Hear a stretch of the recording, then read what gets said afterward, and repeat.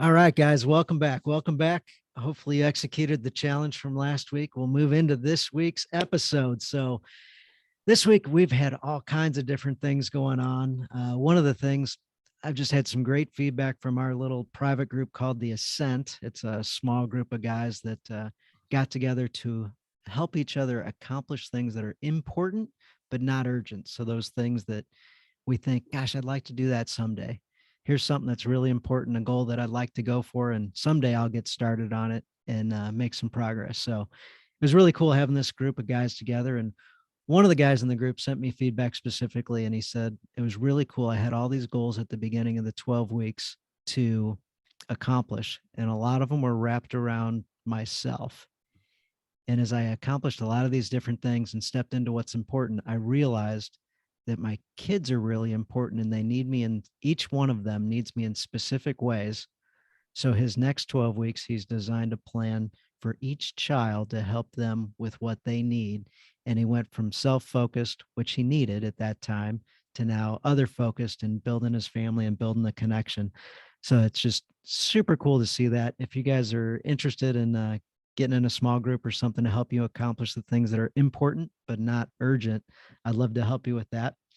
Just shoot me an email at the Christian Dad Podcast at gmail.com. So, anyway, aside from all that stuff, we have got a fantastic guest on with us today. His name is Don Manning, and he's got a book called Crazy Cool Family, a podcast called Crazy Cool Family, and a great free membership site. And he's also got a paid membership site. But anyway, Crazy Cool Family. This is a topic that I absolutely love.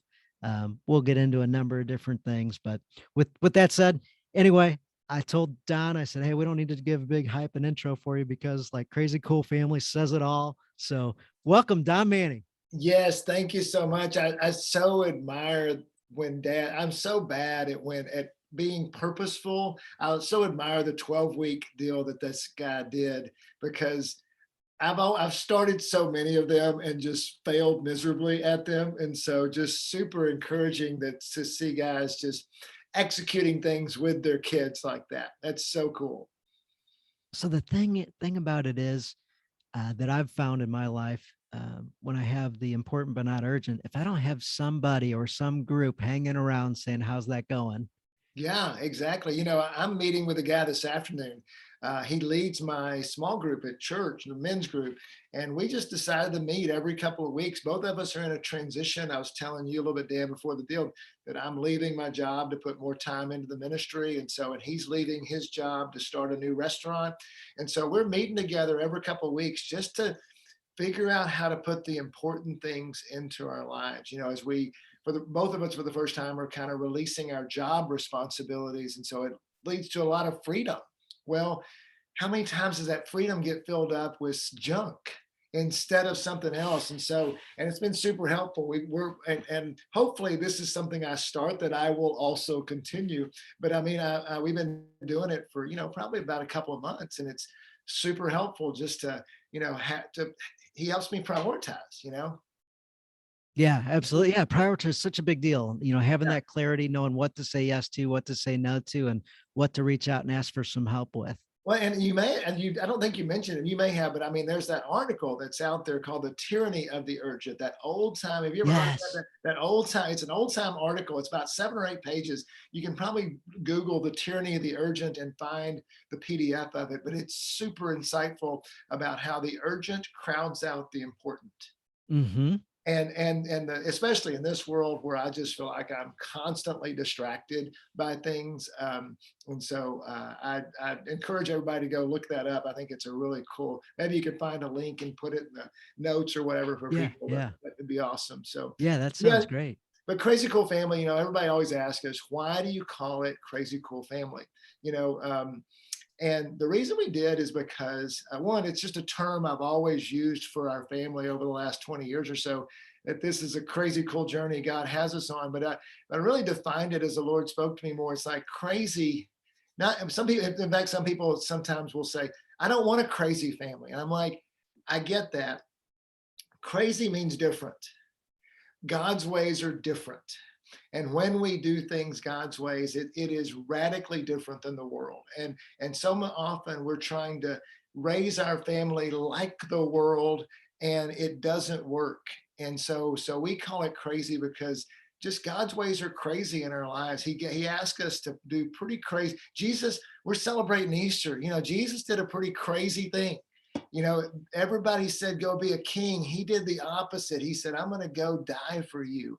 And that was God's plan. God's ways are always so different than our ways. So that's what crazy means. And cool is not like hip. Cool is when you raise a godly family.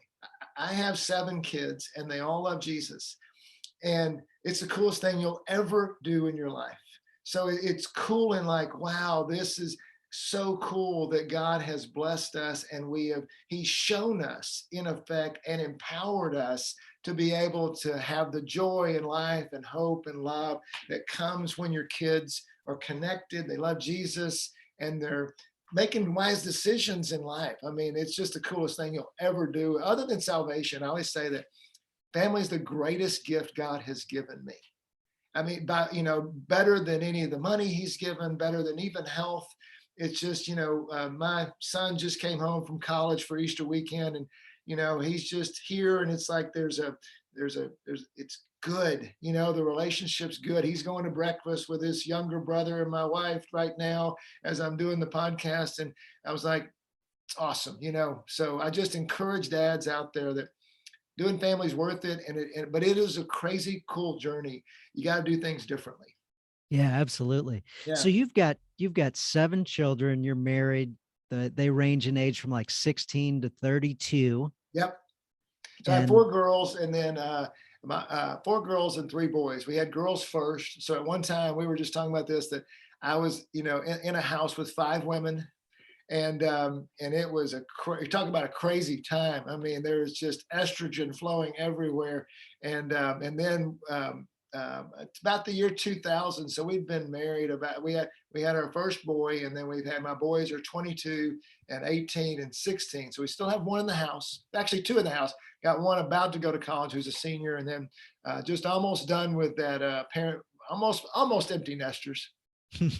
But then the grandkids are coming back. We've got 3 grandkids, so it's a pretty chaotic house, but it's all good. yeah, so you mentioned family is even better than money. And I know you've had a successful career in business, and you've always had a talent to create wealth and everything. And so a lot of guys, I think, see that and go, oh gosh, I got to get that. I got to get that. I got to get that money. And I know when I was a younger guy, that was something I was focused on really exclusively. Like, Yeah, do it with integrity, but at the same time, that is kind of single focus. So I got successful in my own view of success, yeah. not successful in, the way I understand it these days. But and to hear you just say that, I'm like, I want guys to hear that. So Don's got this fantastic family, and he's made some money, and he says the family's way more important and fulfilling than the money side. Well, I So think there's, Dan, to me, what I tell, I have been somewhat successful in business. Sometimes honestly, when the enemy gets to me, he's like, oh, you could have been a lot more wealthy if you would have done like some of your buddies did. And sometimes he can get under my skin a little bit, with some quote unquote regret, with, oh, what if you'd have done a little bit more, spend a little bit more time with that. But I really think that I look at life in terms of spectrums. And what happens is that early in my career, I was influenced to say, let's make sure we don't sacrifice our family on the altar of success. mhm. And that, to me, that meant it actually meant just, looking at career options and business opportunities and things with the lens of, I'm going to make sure that I have time for family. And at one time that meant that I moved. I live in the Dallas-Fort Worth area, and so I was working as a chief financial officer in the Dallas market. The Lord just said, "Hey, you're coming home." I didn't know, and really what that meant was, it wasn't that I worked less hours really, but by coming home, I was able to more integrate with my family. So I wound up buying a business It was okay. I mean, we struggled through some times there, but it led to some things that has led to more. But so much of it is just how much time, you know, our pastor says, other than money, time is really the other resource that we have.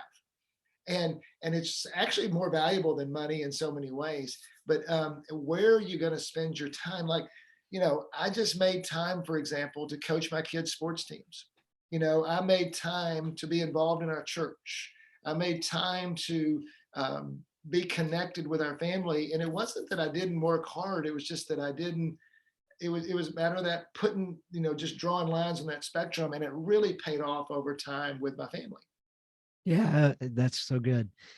So something that I always focus on, well, not always focus on. I wish I did more of it, but I have a reminder for myself to focus on. And you got crazy cool family. What I hear out of that is fun. Yeah, yeah, it is. Yeah. So I got reminders and things that I kind of measure and pay attention to remind myself to have fun. So we can have 7 kids, we can have the work, we can have all the stuff, and get so busy with accomplishments and measurements and all these, paying attention, keeping the plates spinning, focusing on what's important and what's not important, all that. But in that, some of us, a CPA type background, I'm thinking Yeah. maybe that was something you had as well. But I focus on fun. Well, I think that's awesome. In fact, one of the things we talk about at Crazy Cool Family is creating culture in your home. That for so many kids, home's the worst place they go every day Yeah. because that's where they're going to get lectured. That's where they're going to they're never quite good enough there. And a lot of dads are going, oh my gosh, and they're feeling the conviction of that. But I mean, and instead, we want to create a culture that where we're inspiring our kids, where there's laughter in our home, where there is fun. We tell parents all the time, what if you become an inspiring parent versus a critical parent? What if you kind of don't sweat the small stuff? And what if you're trying to figure out what your kid's doing well instead of what they're doing poorly with? And what if you just share your heart? I mean, it's so wild to watch parents sometimes. They are the most fun-loving, engaging people, and then they're like, you watch a mom or a dad, and then all of a sudden their kid comes, and it becomes this, what are you doing? Why'd you do that? That you're embarrassing me, and all those things happen. But with their people, and then all of a sudden they'll switch back to, oh, and Bill, how's it going? And tell them a joke. And it's like, why can't we be like that at home? Mm-hmm. Yeah, And why absolutely. can't we bring that atmosphere at home? One of the things, just a side note, one of the things I learned early in my parenting that was so helpful to me. So when I drove, he said, and this guy told me, he said, when you drive home, dads, or moms too, but I mean, we're talking to dads in this podcast. He said, when you drive home, 10 minutes before you get home, start to think about what's happening in your home. And he said, here's what I want you to do. He said, I want you to think about when get in the mind of your 3-year-old and say, what would my 3-year-old love to see when dad walks in that door? Uh-huh. What would my wife love to see when I walked in that door? And what my 3-year-old would want me to say, hey, Johnny, how's it going, man? What's your day been like? What have you been playing with? And just give him that attention hug. My wife would like me to come in with energy because she's been home all day with the kids. And for me, those 4 daughters have been running around, and there's probably, there's diapers on the floor or whatever's happening, and Cheerios on the counter. And how can I come in with energy and life? And when I did that, I found that I would literally many times, sometimes as dads, when the little kids are there, you kind of open that door and peek in and go, what's the temperature of the house today? Yes, yes, yes. But I would literally, and so sometimes that's good. Sometimes that's not so good. And literally many times I did that. I would change the culture of the home when I went in there, because I would come in with energy, come in with life, empowered by the Holy Spirit, instead of, coming in and throwing my, computer case down and griping about the day and all the things that come into that. I love that you're bringing life and laughter into your home. It's so powerful for dads to do that. I love that you shared that. Love that you use the word check the temperature. So are we going to be a thermometer? Or are we going to be a thermostat? The Yeah. thermostat can change the temperature in the home. And when we come in, if we're prepared to create the environment, create the energy, that can change the whole rest of the night. And it's pretty critical. It's like the beginning of the day and the end of the day. Yeah. The Well, we beginning get of the day parents. sets the tone. The end of the day, kind of sets the tone for the beginning of the next day. Well, and even like, so because we tell parents all the time that, we get parents come to us and say, I hate the atmosphere of my home. Everything's so toxic. Everything is, everybody's fighting all the time. And we're like, that's awesome. And they're like, what are you talking about? It's like, because you can influence it. You have the power as a parent. God has given you a special authority in your house to be able to set the atmosphere of your home. And parents, like, they don't really believe that. But when we start to teach them how to do that, they're like, and then all of a sudden the kids respond better, the spouse responds better, they start getting along with each other, and it really does create a crazy cool family, a family where people are connecting, and it really is influencing the culture of your home. And it's something that you're purposeful about doing, just like you're saying, I'm going to bring laughter into my home. That's a great way to do that, because when you're laughing about something, you're not griping about something. Right, right. So it sounds like you focus not so much on problems, but you focus on possibilities. Yeah, so what we found was, and is the first decade of parenting, we were, I would say, a very principle centered Christian home. And like, what I mean by that is that, you know, we were going to protect our kids and make sure. Now, technology was just getting started at that time, but they were going to watch the right TV shows, and they were going to spend the night at the right house if they spent the night at all. And they were going to, do all these things, and make sure that they were first time obedience was really important. And I'm not saying those things are bad, they're good. But we found that the more we were focusing on their behavior and the outside things, oh, we're going to protect them from the world and make sure that nothing happens that's going to ever hurt them, and make sure their environment is, their outside environment is super good. We homeschooled, and we were all in. We Yeah, were you all were. in. And I You mean, go my to you go wife. homeschool route, you're all in. Oh yeah, we were. I mean, we were everything. But and that's, again, I love homeschool. There's a place for homeschooling. There's a place for private school. There's a place for public school, all that. But I mean, but what we found is that as we focused more and more on the behavior of our kids, we were losing their hearts, because there was always this standard they couldn't meet. And we were always protecting them, and it was always about. And the Lord just said, hey, what if you focus more on their hearts? What if you focus more on the inside instead of the outside? Not that we neglected the outside, but then just a shift in focus. Hmm. And what if we focus more on who they are becoming versus what they're doing? And what if we focus more on connecting with them rather than controlling them? And Yes. And so this was a long journey. This was like a second decade of parenting journey as our kids were becoming teenagers. And but we found it just started working. That the Lord said in Matthew 22, they said, "What's the most important thing?" He didn't say to obey. He didn't say to achieve. He didn't. He said love. Yes. Love the Lord your God with all your heart, soul, and mind. So your first relationships with God. Then love your neighbor as you love yourself. Well, who's your most important neighbor? It's that woman in the bed with you. It's that 3-year-old down the hall that sometimes comes and gets in your bed. And it's those. And if we love them and serve them and connect with them, then we found all of a sudden our everybody and our kids started responding. They started responding completely differently, because we were listening more, and we were getting them to buy in. I always say that as a dad, you're running a little small corporation. And if you got 7 kids, it's a little bit larger corporation. But it but it's but you know, but you're but what we do is we focus on operations, but we don't focus on sales. We are selling our kids on a way of life. Yeah.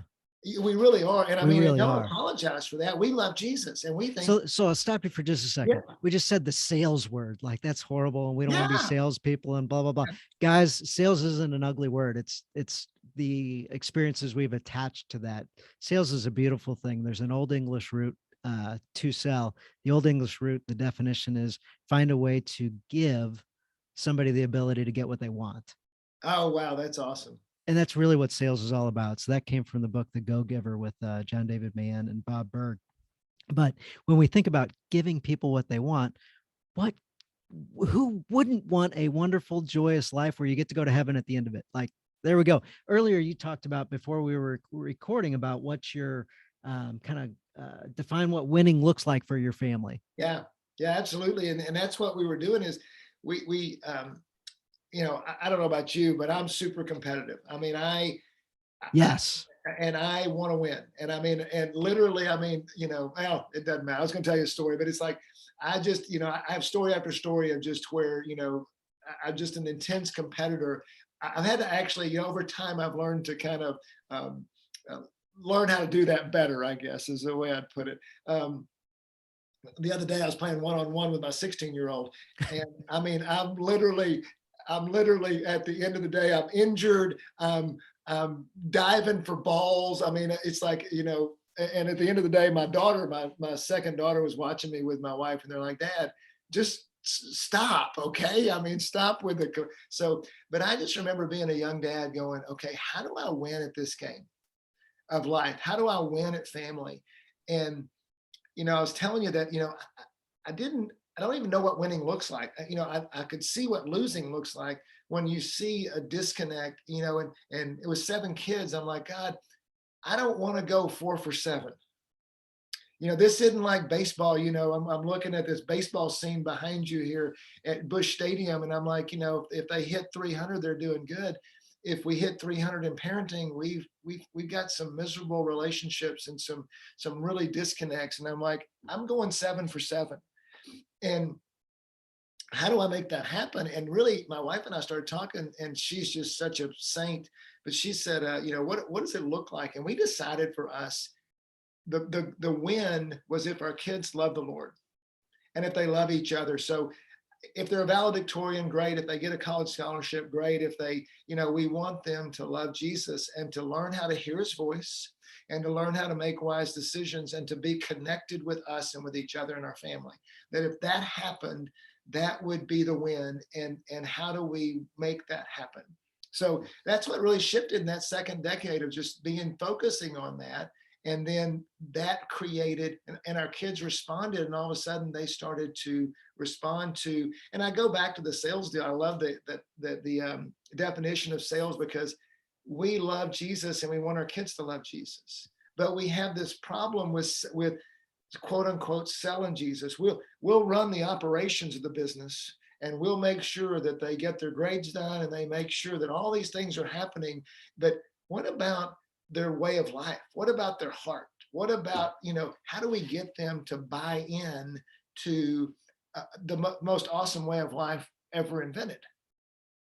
Yes. And so that's really what I mean by being in sales and trying to win. And, and what's cool is that unlike, some games, this is a game every dad can win at. And in fact, the more we all win together, the better life is and the better our families are. Yes. Yes. 100%. 100%. So what's an example of like that little shift of focusing on connection, getting away from managing behavior and the operation side and switching over in your words Well, to the I sales mean, side? that's a great question. And, let's say that let's just do it at a little young age. Let's say your 3-year-old is throwing fits. Well, our tendency is we are going, and it's good to discipline them. We are not going to let you be out of control, and we're going to give you a timeout, or we're going to give you a spanking, or we're going to go to your room, or whatever it is. But what about the why? Why is that child throwing a fit? If we, so often we move immediately. I always tell dads and moms and dads, you've always got the discipline hammer in your pocket. It's always there for you anytime. You can always pull it out. But the trouble is, as parents, and you're talking about more, we tend to just pull that hammer out and just start banging everywhere. Hmm. We don't even know where the nail is. We're just banging. And but what if, as a parent to that 3-year old, you're like, you start studying them a little bit and asking them questions. Hey, maybe not during the fit, but after, why did you do that? What is it? It's amazing how a 3-year old can communicate, and especially, and if they get to be 4 and 5, even more, and you start to understand the why behind it. So, and giving them alternatives, so often it becomes immediately, you didn't obey me, I'm going to come down. And actually that child just hears, I'm not good enough, I'm not approved. But instead it might be, hey, we're going to do it this way. And maybe, well, what's going to happen before the fit happens? What is it that how can we get around that? What's the why behind it? Does that make sense? And so Oh you're, yeah. you're looking at different, it's just a matter of connection parenting versus control parenting. So often the first thing we do is bring out that hammer and just start banging away. And when we look at it a little differently, I mean, and let's say a teenager, my wife used to be the girls pastor at a Christian school. And this will be an extreme example, but it'll put the point out. So a mom came to her and said, hey, my child we went away, they opened up the liquor cabinet, had a party, bunch of kids got drunk. And my wife goes, oh, that's awesome, what'd you do? And the mom's like, well, we grounded them for weeks, and we told all the parents. And she's like, wait a minute, why did you talk to you? I get it that they needed to be punished. There's no doubt they needed consequences. But did you talk to them about it first? Why did you open up that liquor cabinet? What was the feeling of getting drunk? What happened? Did you do it for peer pressure, or did you do it because you wanted to get drunk? What was the why? Because she said that the amazing thing about it is this is happening under your roof. In 2 years, they're not going to be under your roof anymore. What are you doing to connect? How can you change the way they think about alcohol through this situation? Dan, does that making sense to you? Makes 100% sense. Yeah, When it's hard absolutely. and it's relational, it's connecting, and especially for dads, we're like, oh gosh. I mean, I always say that I've learned more about parenting from my wife than I learned a lot from God and my wife, but not necessarily in that order, because my wife knows how to do relationships, and I saw her connecting, especially with my daughters, because I would Yes. run over them, man. And they would obey me, man. Honey, can't you see how they obey me and they don't obey you? I've had all those conversations, but I really learned that she knew how to connect with them. She knew how to reach their heart. That is Quick, something that is, as a guy, that it seems like it takes so long for us to grasp that connection that women have and their ability to communicate, and the heart connection and everything, yeah. where we see it and we're like, what the heck is happening? And I just say, I always tell my dads that if you'll become a student of your wife instead of her critic, you'll be amazed what you learn about family. oh, absolutely. Because it is just, I mean, most guys, their wives are better relationally than we are. And I just started, I started studying how my wife worked with the kids. And instead of, and I used to think, oh, I'm doing this better than her. And I found, and in some ways, yes, I was. There's no doubt I do get some credit. But in many ways, I watched her. And that's why I think God, we talk about in Crazy Cool Family about the unity of family, that God brings two different people together as a husband and wife. And together we parent better together than we do separately. Yeah. So I started watching my wife, and hopefully she watched me a little bit and learned some things. But from my perspective as a dad, I started watching her and started learning how to connect. Hey, like literally, like for example, like I would want to get on to one of my daughters, for something they did or whatever. And I would go, before I did it, I would learn to say, I would say, hey, Suzanne, I'm about to go. I really am troubled by this deal. What should I do? And she would say, well, here's all the emotional things behind this. And here's how, maybe if you connected this way, and what if you encourage that way? And I'd go, and maybe I'd do it in my own little flair. I'd take some of her advice. I didn't have to do it exactly like she said, because I'm me and she's her. But I learned so much. And sometimes it would be like I would talk to her and she would give me counsel, and then I just wouldn't have the conversation with my daughters, because I could see that that wasn't going to help, and I needed to live to fight another day. Yep. I Yep. mean, those are the things. So that's a long answer to your question of how does it different? But so often we just come in with our lectures, we come in with our hammer, we come in with the discipline. And in reality, I think God wants us to connect relationally and find out why is this happening? And then dads will tell me, well, you're taking away my you're going to be a lax parent, or you're taking away my ability to discipline. I'm like, dude, I promise you the standards I have for my kids are as higher than yours. Promise you. No doubt. But I'm going at it a different way. Yeah. Yeah. Yeah. It's not about the standards, it's about the method. Yes. you Yes. know um and how, and I think that God's way of getting there, how does, one of the things I tell dads a lot is, um God calls himself father. He does it for a reason. He wants to give us an example of being a father. How does God treat us? Hebrews said we approach the throne of grace with confidence. And dads, is your throne, when you have a throne, just watch the way your 3-year-old looks at you. Watch the way remember how you Mm-hmm. looked at your dad. Okay, so you've got a throne. Now, whether you believe it or not, you may think you're not respected or whatever. There's a throne there. What does your throne look like? When your child approaches that throne, is it a throne of grace that they approach with confidence? Are they willing to talk to you about anything? Are they willing to come to you? Do they feel safe? Do they feel heard? Those are the things that are about how you parent relationally instead of from a controlling aspect. So I usually don't reference like the day of the year that we're recording on or anything, because this will get released whenever this gets recorded on. But what you just said is something I've been focused on this week. So today's Good Friday, Yeah. and um, Judas is kind of a main character talked about this time of year. Right. And what did Judas not have that kind of triggered all this domino sequence that happened after that? For some reason, he didn't feel like he could confess and tell people what his thoughts were. Here he Mm. is for 3 years walking around with these guys, sleeping out in the open, telling jokes, doing hard stuff, surviving, hanging out at the foot of Jesus, one of his best friends. Jesus says, hey, here's the deal, guys. Somebody's going to betray me. And all of them look around like, who is it? Nobody knew. Nobody knew. Yeah. Judas kept those thoughts private.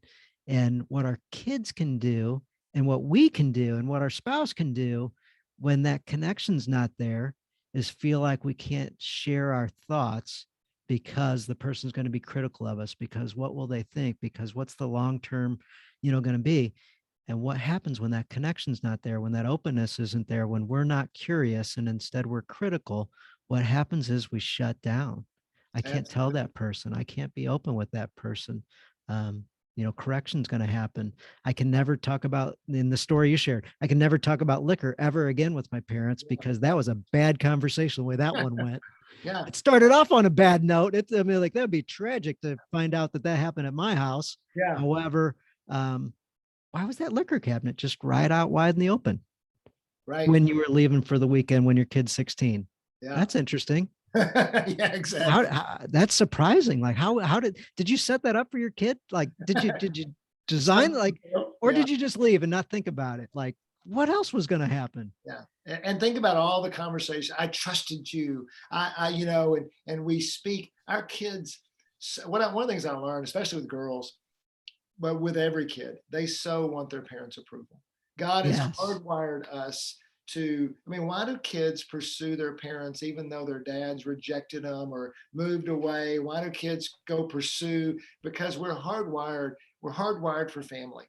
We're hardwired for relationship. And so as dads, we got to be super careful with that approval need of our kids. And because and it's easily, they can easily feel like they're not meeting our standards, and it's hard to get them to feel like they do meet our standards.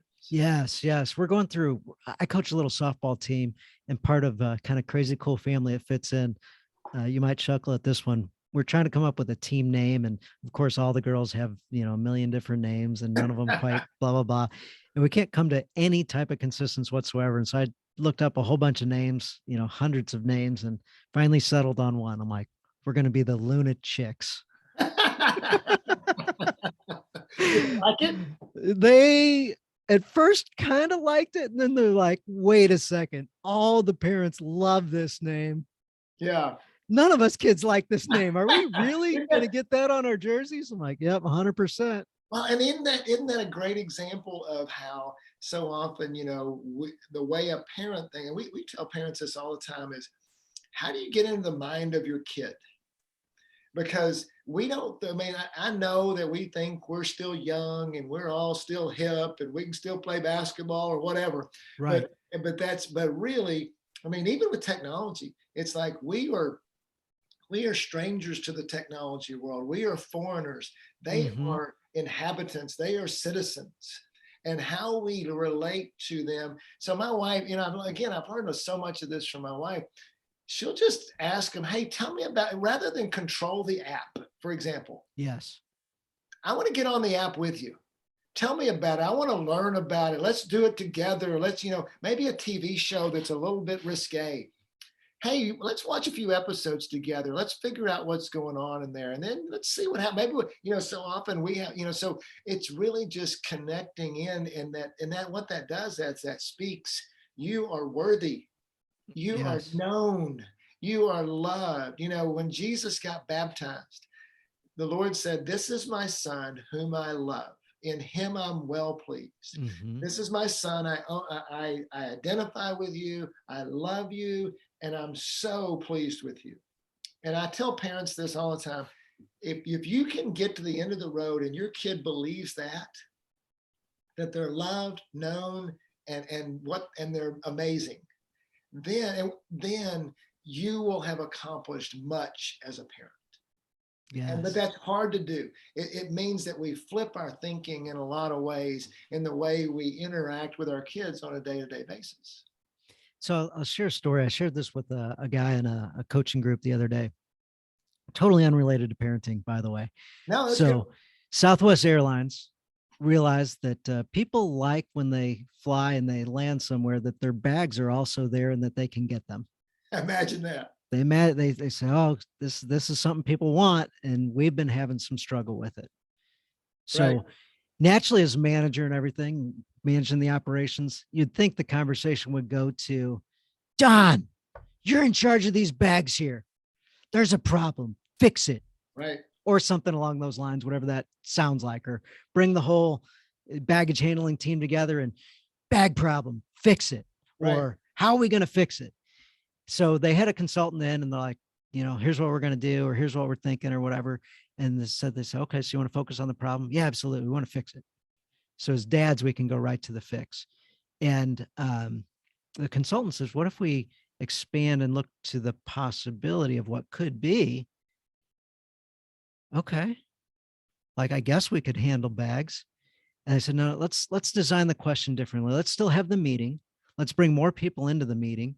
And let's start out with the question of how can we create the best, most amazing arrival experience for our guests? Wow.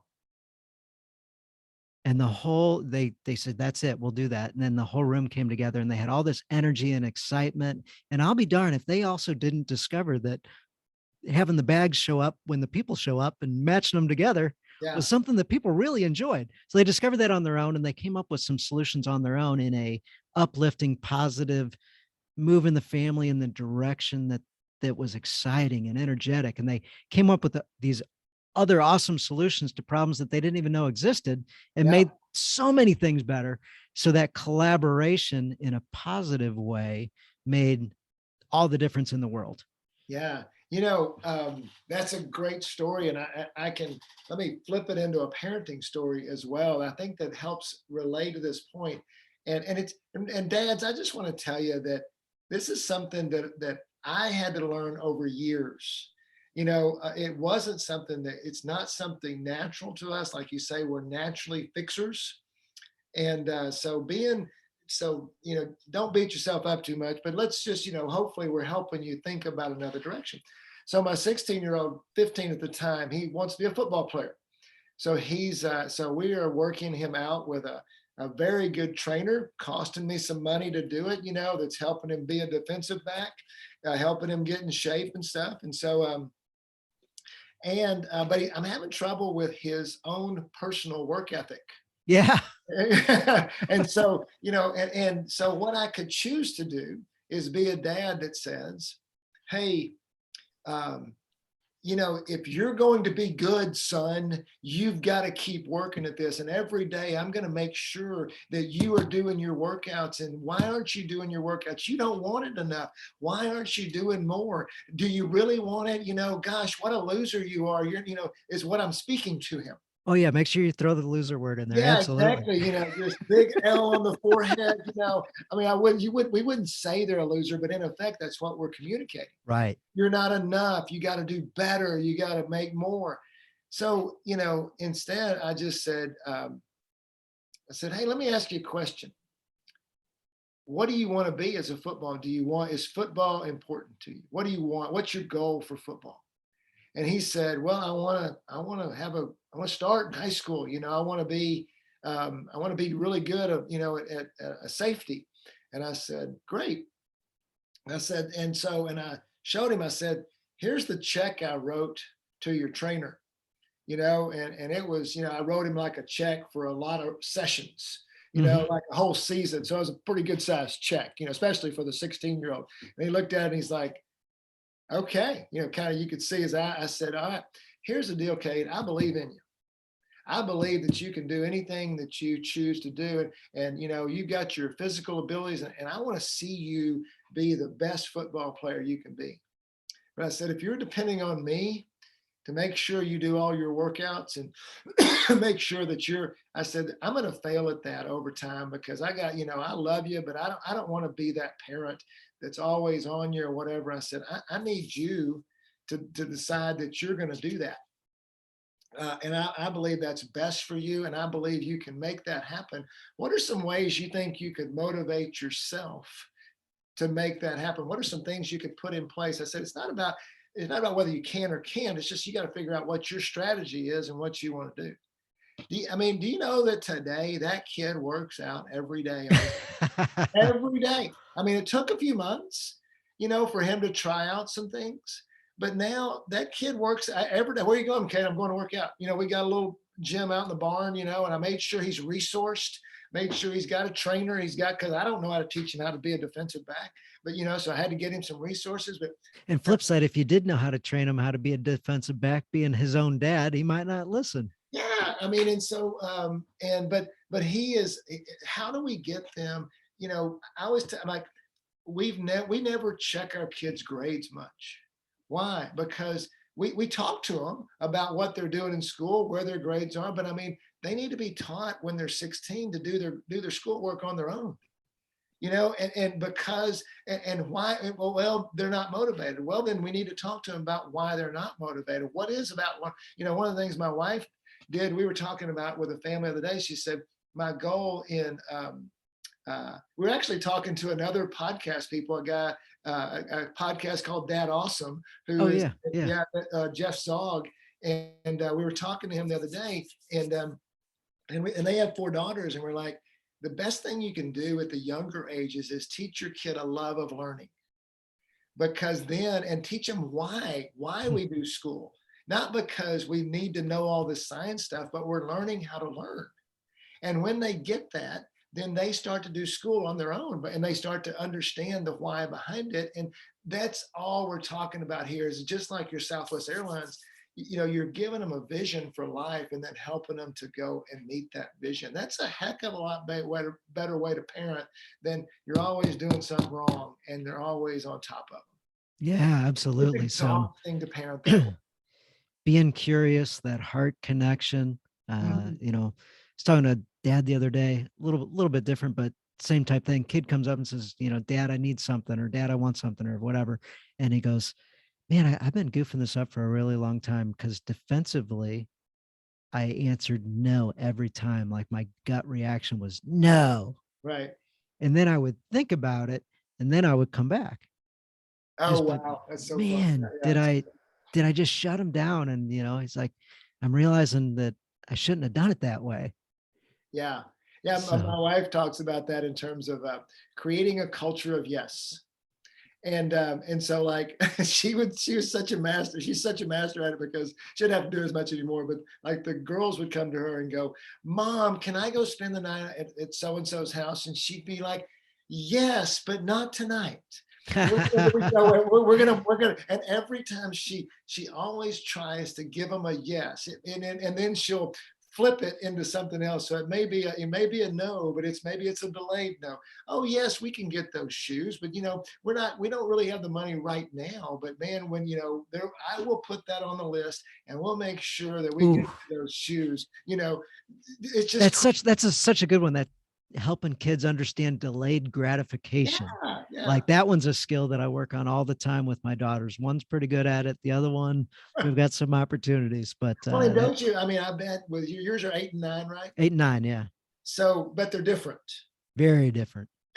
and you only have two, right? Yeah. So how are they? How are they different? We've got one that's disciplined, that black and white, everything's, and we've got the other one that is 100% whatever's her way. That's the way, that's the only way. Well, yeah, probably a little bit more fun loving. Absolutely fun loving, absolutely will bold face tell you something that's absolutely terrible. And she's smiling and laughing about it and just letting you know that's what she does. Like, Yeah. here's how it works. I totally know it's wrong, but man, do I enjoy it. And I'm going to keep doing it. Well, and so that's another thing about why it's so important to connect relationally, because the way you parent older child is not going to be the way you parent the younger child.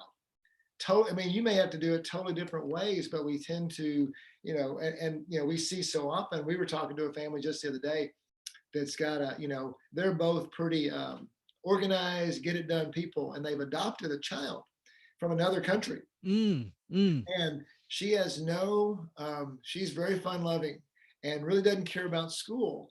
And so, my wife was trying to coach the mom on how to motivate her. And how to motivate that child will be different than say your oldest daughter, who's disciplined and tends to do the right thing. It's just so much of it is, but if you don't know your kid, how are you ever going to parent them well? And we were talking about this a little bit before the podcast. We see parents all over the place that are Christian parents, godly parents that are really love their kids. And they're just working, and they're working hard at parenting. I mean, super hard. They're involved in their kids' lives. They are doing things, but they're losing their kids, especially in the teenage years. And here's this, dad, you're losing them because you're working at some of the wrong things, not all the wrong things. And it varies based on parents I talk to. But if you'll work at the right things, connecting with your kid, knowing the why, learning to listen, not that you don't discipline, just leave that hammer in your pocket a little longer and pull it out when you need it, not just go banging around all the time. Create some laughter in your home, like you were saying, Dan. I mean, creating that culture, your kids will respond to it. And you'll find that parenting actually gets easier, which was thrilling for me. Yes. I had 7 kids, and I was like, I got to figure out a way for this thing to be easier, because it's exhausting to me to try to Yes. control everybody. Yes. Yes. Yes. I love that shift right there. People say, what's the easy button? Well, that's kind of the easier, more fun button. Like, and when I Yeah. switched my business life that way, same type thing. It became easier and more fun. Yeah. How did you do it? And what would you say is the business analogy to that? I'm interested to hear So that. yeah, the business analogy to that was when I shifted away from the focus of getting what I wanted, and I focused on how to enable others in my life to get what they wanted, Oh, wow. and just drop my motivation, entirely. I still had my goals, but when I made connection and relationship with others and asked them about what they were going for and figured out ways to help them with what they wanted, everything came back. That old Zig Ziglar quote: if I can help enough people get what they want, I'll end up with what I want. Yeah, that's really good, and I think that's a great, and you know, and then it's almost like as parents, and we hear this a lot. I was just at a church speaking last weekend and talking to a group of parents, and the parents were concerned of is if I give my kid what they want, it will spoil them. It will, you know, if I praise them too much, they'll get a big Oh, you head. can't praise them too much. Yeah, exactly. Yeah.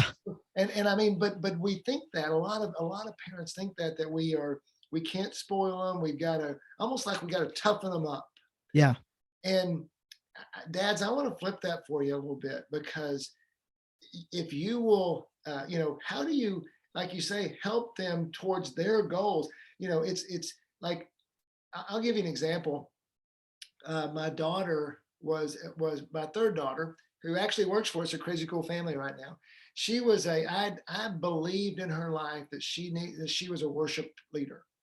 And so she had a great voice. And I just told her, you know, I said, Macy, I think that, and when she was in middle school and things, I think that God, I love to hear you worship. And I think that God wants to use you in worship.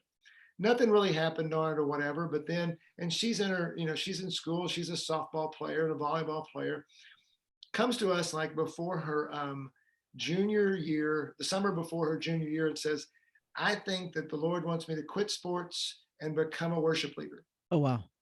And become a worship leader and focus on the top 10% in my class so I can get into any college I want.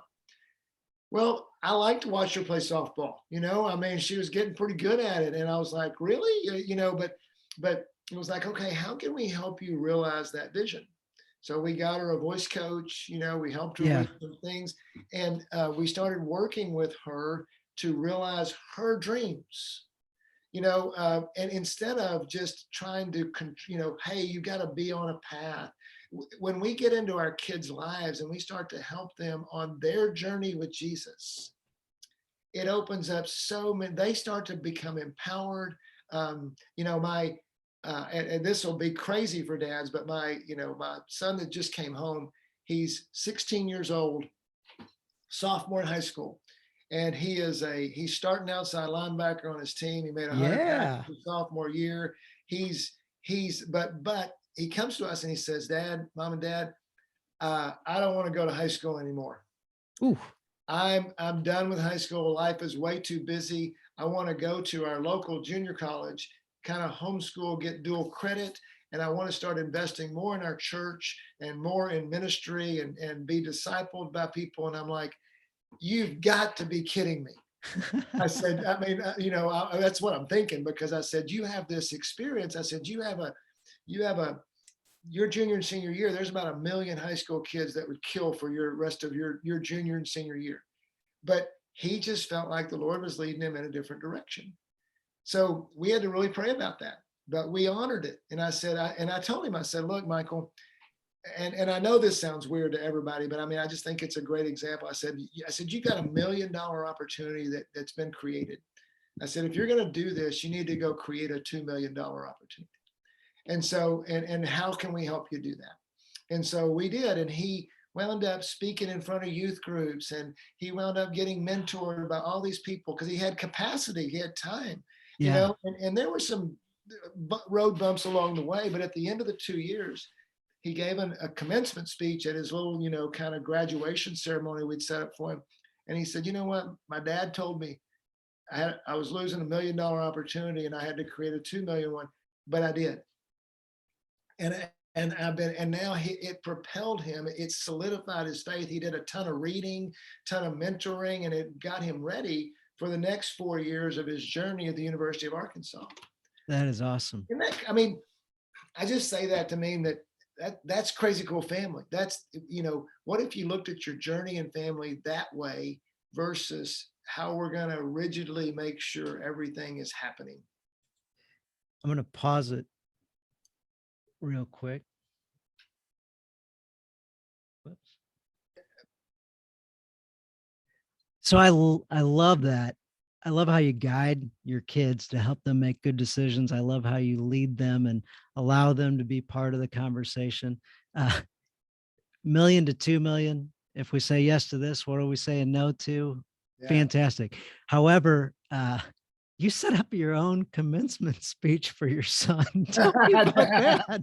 I didn't mean to. He's the one that did. Yeah, but what I want to, let's say for example, you got a 6-year-old and they want to play whatever. Maybe you want to play baseball and they want to play lacrosse. Man, what I did with Michael, at the most I lost 2 years for him. Because I knew he was going to go to college, and so and that was a lot. But I mean, he was older, and I knew his heart. But I mean, sometimes, so many times when we talk to our kids, what if they try things? And what if they fail? And what if they, it's only going to be 3 months. It's only going to be, so often we get so worried about that child making a 60 on the spelling test. Okay, they're third grade. Let's figure out the why. What's happening? What's the learning problem? How do we teach them how to study rather than, again, putting the big L on the forehead? You got to get better. Why aren't you doing this? And griping at them. Those are the things I want to shift in parents and dads, in this case, all over, because when we do that, we make our kids come alive, and we help them to have. How do you raise confident kids? How do you raise kids who are world changers versus being changed by the world? You instill in them what God instilled in Jesus. This is my son whom I love, in him I'm well pleased.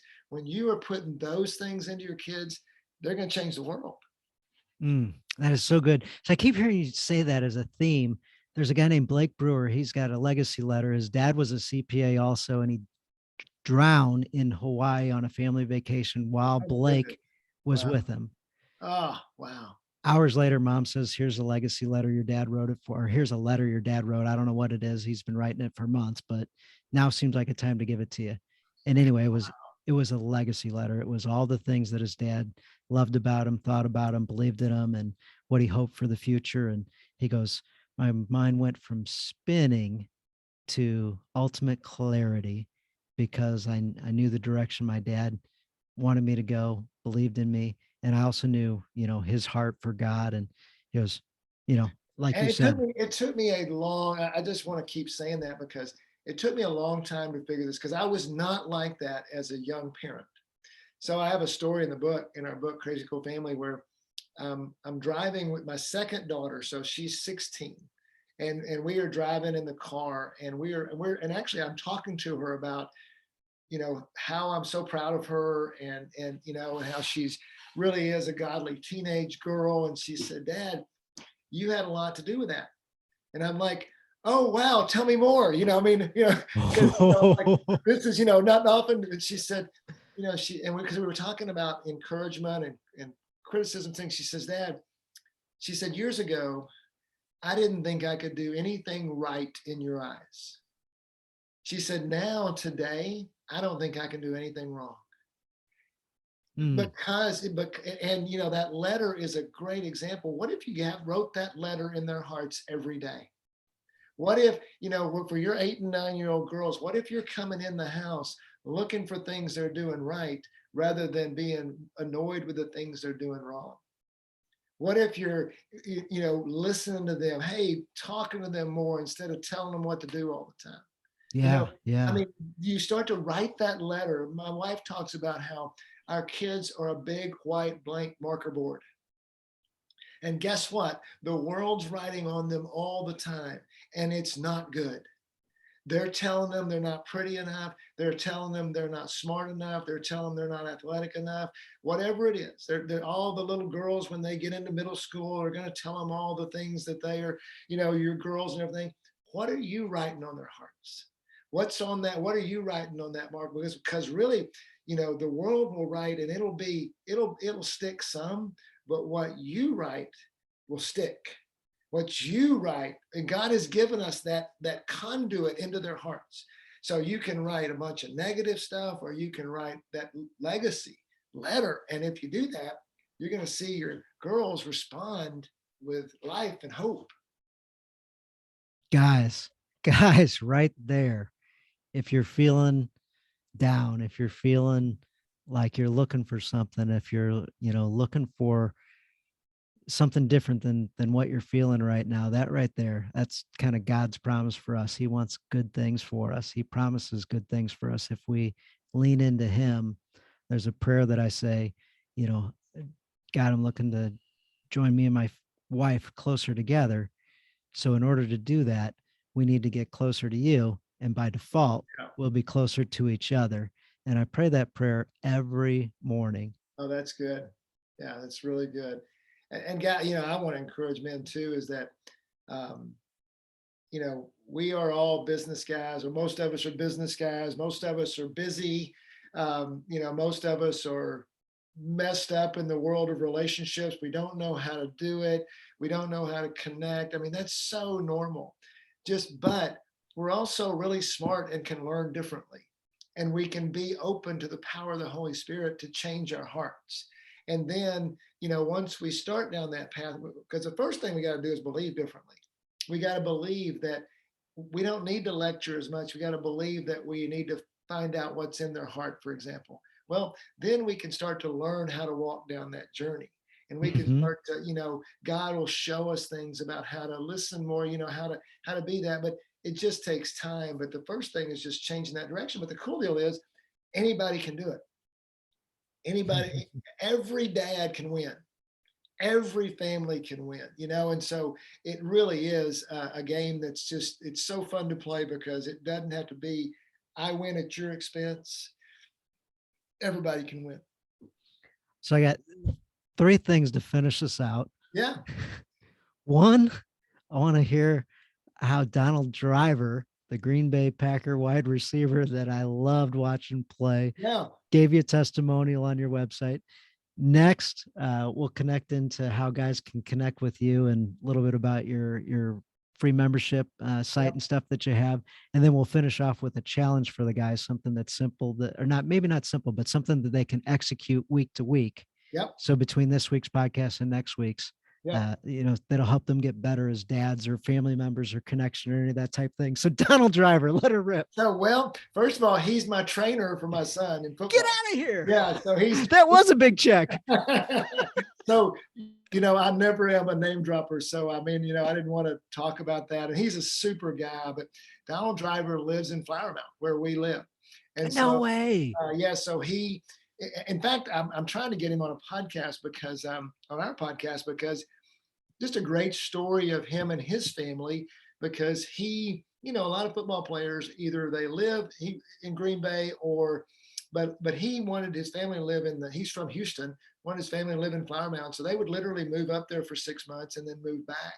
So, so Driver's been in our church forever. And I coached his boy in baseball. His son and my second son are the same age. And so we just have known each other for many, many years. He's been in our church forever. He's just a super guy. And so, so we've been friends, and now he's helped coached all my boys in football and training and stuff. And really just a super guy, has really invested in my life, and an amazing individual, just such energy and life. He's and an amazing story, and just a godly man who is, love his wife. I mean, it's just a great family. So That's awesome. Yeah, from a football player's perspective, energy, hard work. Man, yes. that guy could take a hit and he was fearless too. So McCade, my youngest, it's so funny. I go out there to his place. He's got a place in Grapevine called Driven Elite. And so McCade has to cover him, and, and I'm like, McCade, if you can do that, you can do anything. So Yes. yeah, so it's kind of fun. And um, yeah, and then as far as just connecting with us, so it really kind of relates to the challenge. So for every dad, and if you've listened to this whole podcast, congratulations, you've endured me talking for an hour here. And so let me finish with, you can get our book on Amazon at Crazy Cool Family. Just Google Crazy Cool Family book.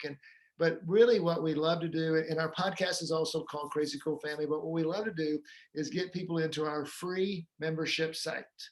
And that's called Basecamp. And I'm sure you'll put a link in your notes, I but will. it's Yep.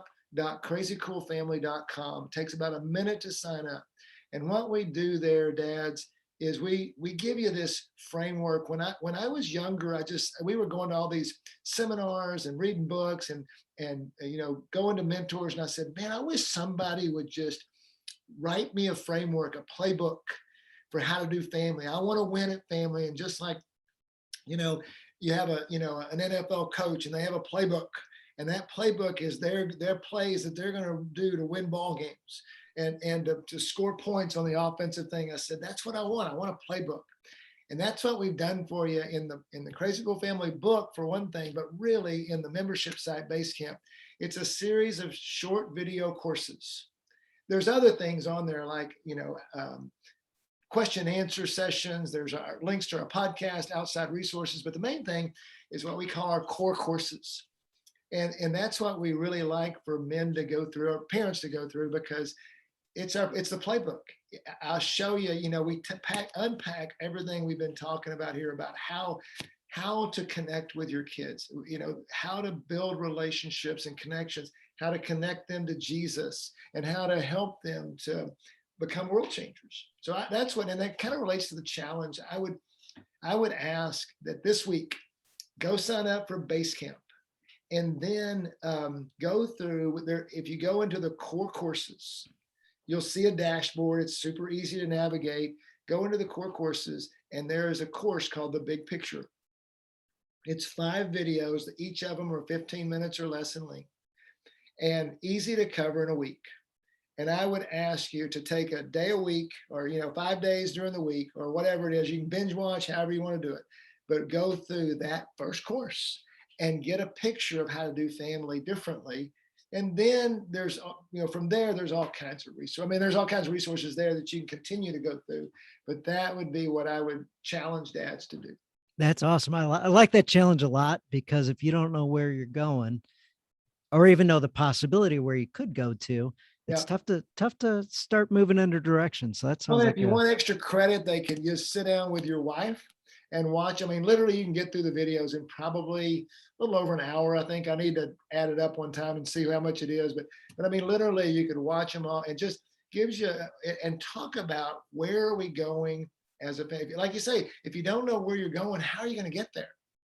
And what is your vision for family? It's going to help you start to build a different framework, and really not necessarily a different framework, but a different methodology to get to the results you want.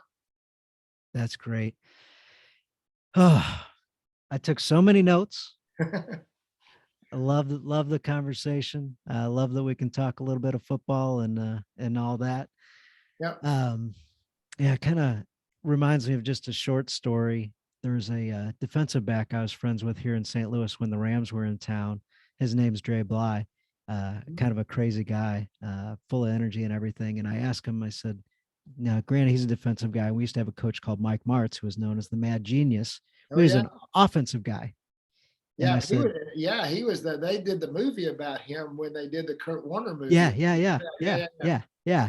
So I said, Mike Martz got kind of kicked out of town, get out of here. You're a little bit too whatever. And I said, what'd you think about him? He goes, oh, I loved him.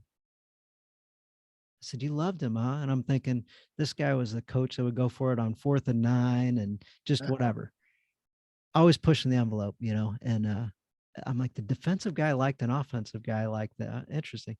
I'm like, tell me about that. Why? What is it about him? Like, you're fired up. And he goes, thing was, he'd put us in positions and he'd set us up and he'd say, here's the play. I'm putting you in a position where you can use all your skills to the best of your abilities. And I believe in you. You can do it. I'm like, so what was that like? He's like, well, on defense, he'd say, make the play.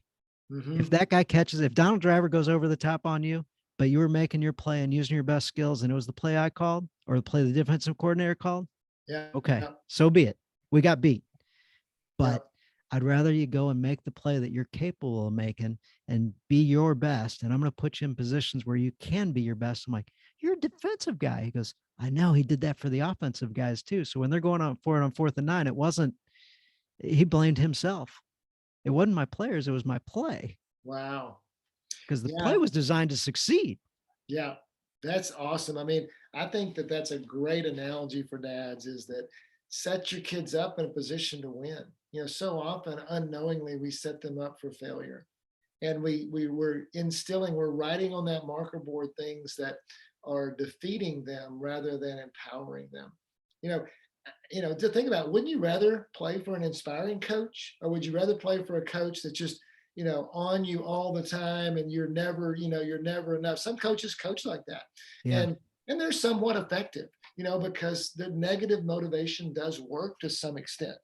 But the guys you really think about following and you want to go through a wall for are the guys that are inspiring and that Yes. call out who you are.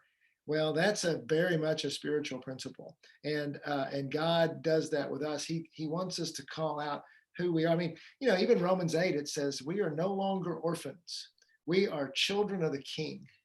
And just think about how as we go into Easter, and maybe even for dads, this may be something that speaks into our hearts, is that we are children of the King. Well, how does a child of the King act versus an orphan? An orphan's scared, an orphan's fearful, an orphan's holding on to things, an orphan is angry, the child of the King walks with confidence. He has the full power of the King, not in an arrogant way, but he knows that he can get things done. He knows he has power. Well, what if our kids walk like that? We're as parents, when you're with your 8 and 9-year-old little girls, you're putting their identity into them first. And then we even have that's one of our videos in the base camp deal, is how you put identity into them first, to where when you start to talk to them about God, when they're 12, 13, 14, they start to develop their own relationship with God. They're like, of course God loves me, because my dad, who is my first example of the Heavenly Father, he loves me. He's my King. And so when they start thinking like that, it's an easy transfer in that sales role to, of course, God loves me. Yeah, I'm going to walk with confidence. I'm going to walk with freedom because I know who I am. Yes. That's what Yes. we're doing as dads. So I get on soapboxes because it's a passion of mine. Dads, we want to help you become the best dads you can be. And that means when you're that, you're going to make an amazing environment for your kids, and your kids are going to become world changers. Let's go do that. Isn't that sound like a lot more fun? Let's go make that happen. It'd be the best thing. It'd be the coolest thing you ever did. Absolutely. Amen. Amen. Preach on, Don. Yeah. It's something we've been doing for a while. We love it. And whatever we can do to help the dads of your podcast, we would love to help. It's just, this is what the next season of life, God said, I've worked for 30 years and I'll still do business stuff. But, my wife asked me the other day, if you had $20 million, what would you do? And I'd say, I'd do this right here, because this is where God's called us. And it is I still got to provide the bills don't stop. So you got to keep doing certain things. But man, we're loving what we're doing, and we want to help dads and moms be their best. Well, that sounds great. Well, I haven't read the book yet, but I will buy the book today. I can't Yeah. wait to read it. Well, good. Yeah. Anything else we can do? Yeah. And if anybody has any questions, just you can email me at don@crazycoolfamily.com if you have any questions or want to connect. We serve churches, so I was just telling you, I spoke at a church. So we believe in the local church. We believe in helping connect our resources with the local church and with organizations. So anything we can do to help them and the church as well, to help dads and moms, that'd be awesome. So thanks for having me, man. This has been great. I've really enjoyed the time. Well, I appreciate it a bunch as well, and look forward to connecting again in the future. And Absolutely. guys, jump into that free membership site and take the challenge this week. All right. I'll catch you guys later. Bye-bye.